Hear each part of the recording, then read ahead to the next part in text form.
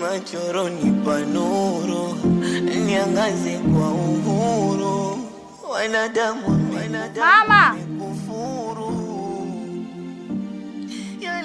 Mama, machoroni panuru, eti niangaze. Mbona maga unangu umelifunga hapa?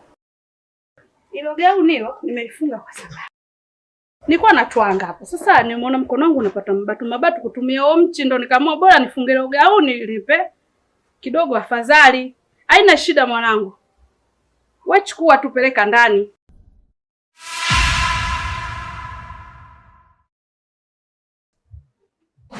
Lakini mama gauni wangu safi. Ila halina shida mwanangu. Nilikuwa natwanga hapo naona mikono yangu na mbatu. Itabidi nichukue ile gauni nifunge. Hapa hamna hata shida, wewe chukua tu nipelekee ndani maana nimechoka, nimetwanga tokea asubuhi leo.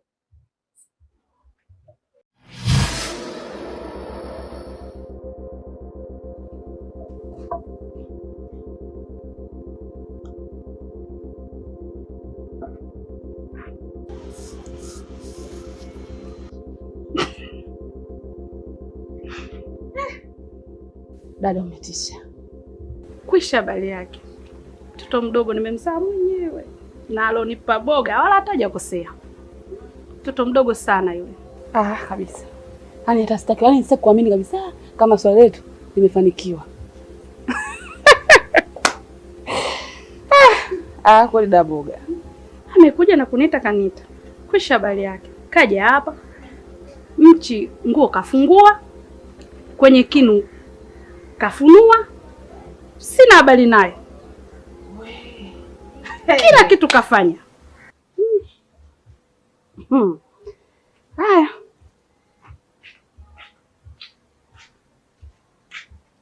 Mama. Mimi naondoka. Mwanangu Ailis. Umekuja tu sasa hivi na sasa unataka kuondoka kweli? Hujammiss mamako? Nimemiss lakini nawahi kina Dazubeda. Haya, ila usikose kuja kumsalimia mamako. Mamako muda wote yuko mdomoni.